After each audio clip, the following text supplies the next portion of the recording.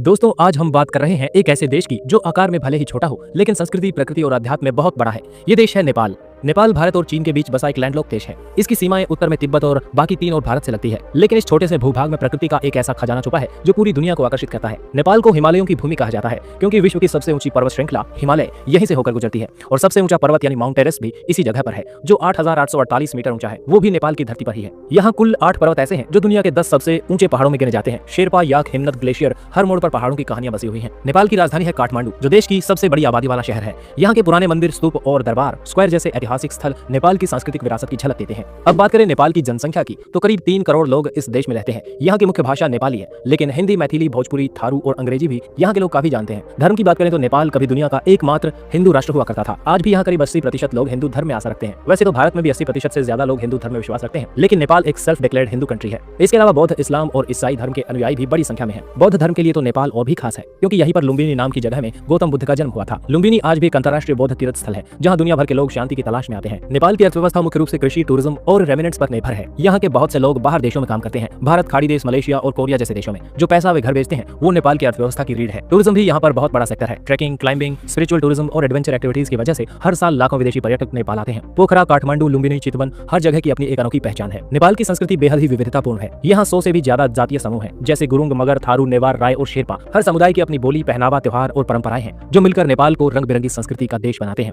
अब बात करते हैं प्रशासनिक ढांचे की। नेपाल एक संघीय लोकतांत्रिक गणराज्य है। 2015 में यहाँ नया संविधान लागू हुआ और देश को 7 प्रदेशों में बांटा गया। नेपाल का राष्ट्रीय ध्वज दुनिया का एकमात्र त्रिकोणीय झंडा है जो इसकी अनोखी पहचान को दर्शाता है। अब थोड़ी बात करें नेपाल और भारत के रिश्तों की। नेपाल और भारत के बीच सदियों पुराना सांस्कृतिक और धार्मिक संबंध है। सीमा यहाँ पर खुली हुई है। बिना वीजा के लोग एक दूसरे के देशों में आ जा सकते हैं। भारत की तरह नेपाल में भी राम, शिव, दुर्गा और कृष्ण की पूजा होती है। यहाँ जनकपुर में माता सीता का जन्म स्थान भी माना जाता है। लेकिन हाँ, कभी कभी राजनीति में तनाव भी आ जाता है, जैसे सीमाओं को लेकर या चीन के साथ संबंधों को लेकर। फिर भी लोगों के स्तर पर प्यार और भाईचारा बना रहता है। अब अगर आप नेपाल घूमने का सोच रहे हैं तो ये जान लीजिए यहाँ आने के लिए आपको भारतीय पासपोर्ट की जरूरत नहीं पड़ती। बस एक वैध ID कार्ड लेकर आप बस या ट्रेन या फ्लाइट से नेपाल पहुंच सकते हैं। आप काठमांडू के मंदिर देख सकते हैं, पोखरा की झीलों में नाव चला सकते हैं, लुम्बिनी की शांति महसूस कर सकते हैं या फिर चितवन के जंगलों में राइनो देख सकते हैं। नेपाल एक ऐसी जगह है जहां प्रकृति बोलती है, जहां संस्कृति सांस लेती है और जहां आत्मा को सुकून मिलता है। तो अगली बार छुट्टी का मन बने, भीड़ भाड़ से दूर जाना चाहें तो नेपाल जरूर आइए। यहाँ पहाड़ों के बीच आप खुद से मुलाकात करेंगे। वीडियो अच्छा लगा तो लाइक जरूर करें, शेयर करें और जुड़े रहिए ताकि ऐसी वीडियोस आपको मिलते रहें। Thanks for watching. जुड़े रहिए एक्सप्लोर YRS के साथ।